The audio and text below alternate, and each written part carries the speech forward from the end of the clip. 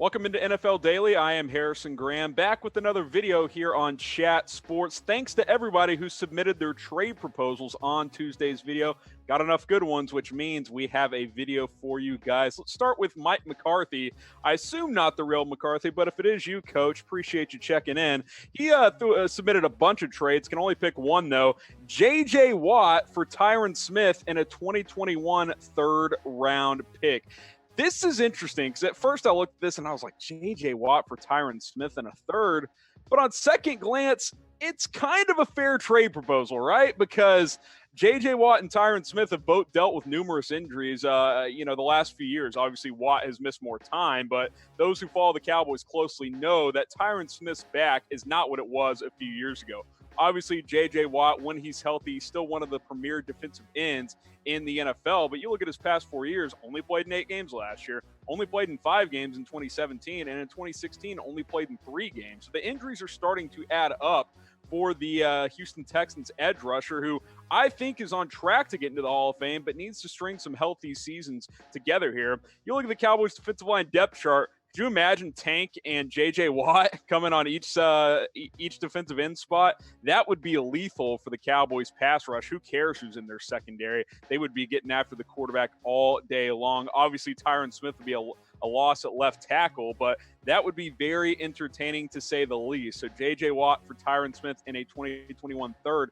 I like this trade. It's intriguing. I don't know if either team would do it, but I'm fascinated to see how it would work for both teams if it did happen. Now, which player is better between the two, J.J. Watt or Tyron Smith? Type W for Watt, type S for Smith. I think they both have had Hall of Fame type careers. They need to each do a little bit more, but assuming they're healthy for another 4 or 5 years and can string together some good seasons, I think they're both going to be in Canton. So let me know, which do you think is a better player?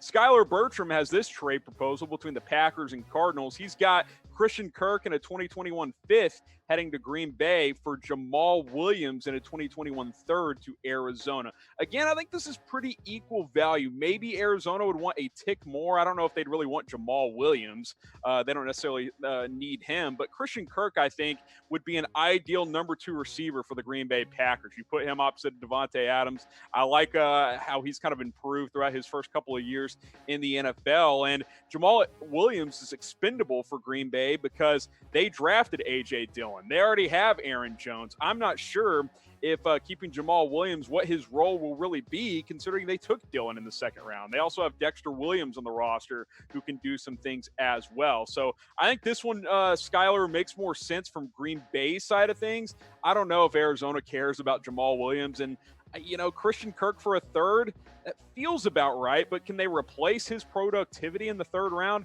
I'm not so sure, so I actually think Arizona would say no to this one in the end.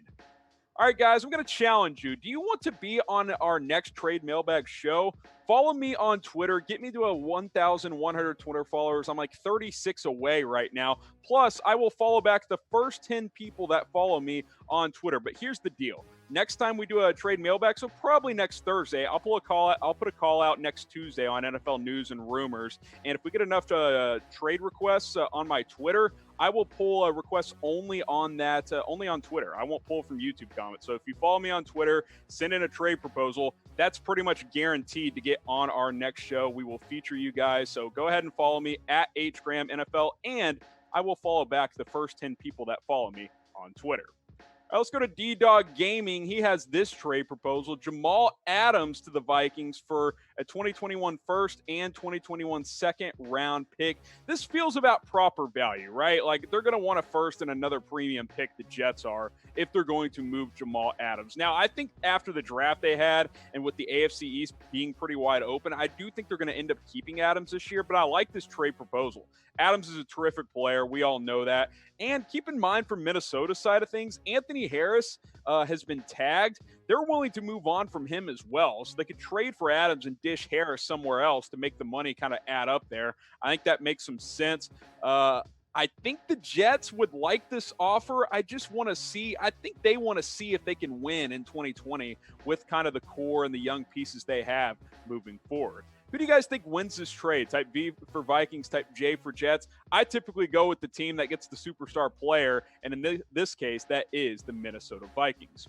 All right, guys, we have NFL rookie jerseys on sale. Some of these players have chosen their numbers, like Joe Burrow. So go to this link, chatsports.com/NFL jersey. But even if they haven't, you can pre-order the jersey. And as soon as our partner Fanatics gets official word from these teams that these players have chosen their numbers, they will ship the jersey directly to you. You could be the first person to have a Tua Tagovailoa jersey, Justin Herbert, whatever it is.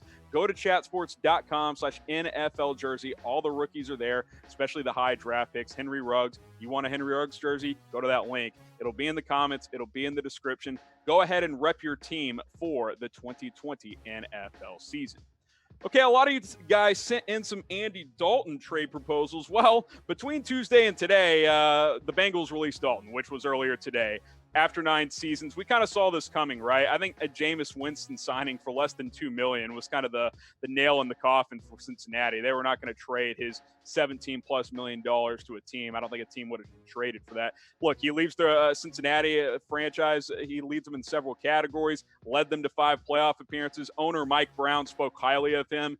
This is what he had to say earlier today. Andy will always hold a special place with this franchise, and I know that he holds a special place in my heart. This is a hard day for our club because we know and appreciate what a consummate professional Andy has always been. We respect and appreciate Andy, and we thank them. This was inevitable, right? Look, Dalton done a lot of things for Cincinnati, but they went 1-15 last year. It was clear they were moving forward with Joe Burrow. He had a great run. He pulled them out of, kind of irrelevancy there for a while. They couldn't quite get over the hump in the playoffs, but 5 straight playoff appearances leads them in several categories, including touchdowns, fourth quarter comebacks, completions, and a few other categories.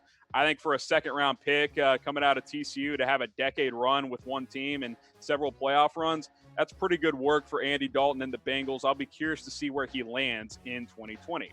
I'll leave that question to you guys. Predict where Andy Dalton will play next season. I think the Patriots and Jaguars are the 2 teams that make the most sense. If New England wants kind of a placeholder quarterback, I think Andy Dalton would be a perfect fit up there in Foxborough. Speaking of the Patriots, Jace Carlson has a trade involving them and a quarterback. This one's interesting. Deshaun Watson and a 6th to New England for 2 first-round picks and a 2021 5th-round pick. I hate to tell you this, Jace. It's probably going to cost 3 or 4 firsts. Like, you're talking about a top 7 or 8 quarterback in the NFL who's under the age of 27. Like, it's going to cost you 3 first-round picks at least, even with Bill O'Brien and the Houston Texans. Deshaun Watson is very good. Outside of Patrick Mahomes and maybe Lamar Jackson, he's probably the best young quarterback in the NFL. He continues to improve.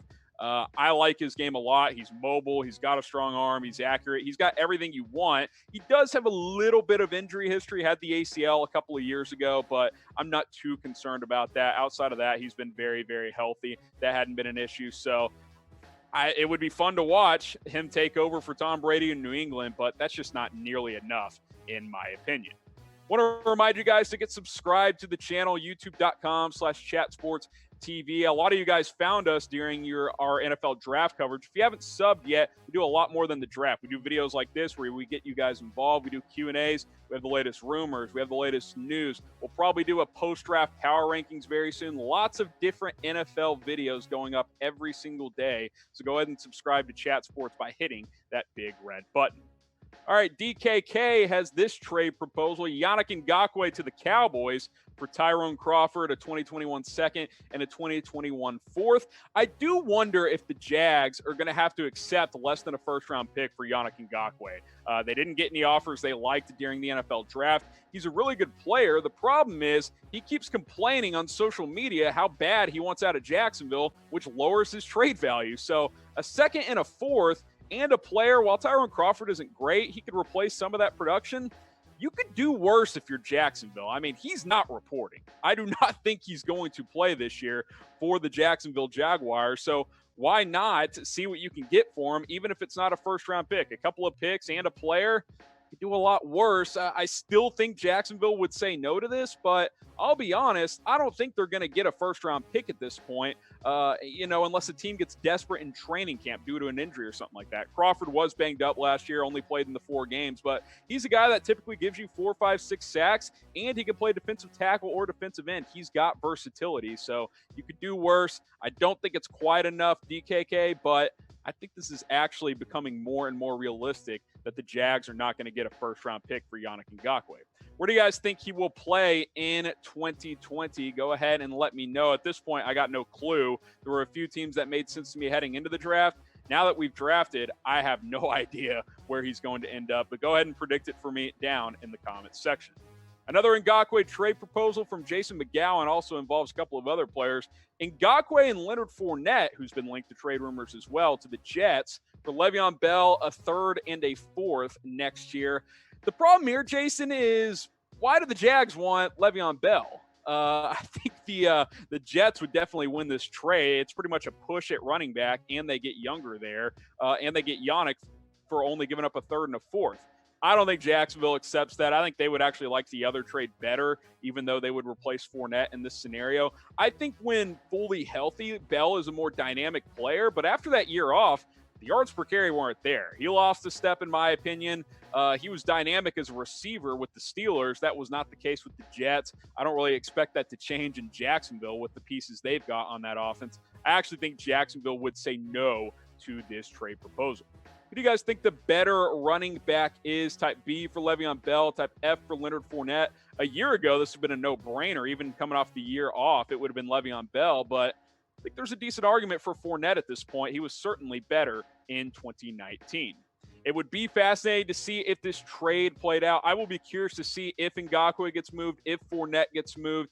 I think the Jags are more open to moving Ngakoue at this point because it's clear he wants out, but we'll just have to wait and see.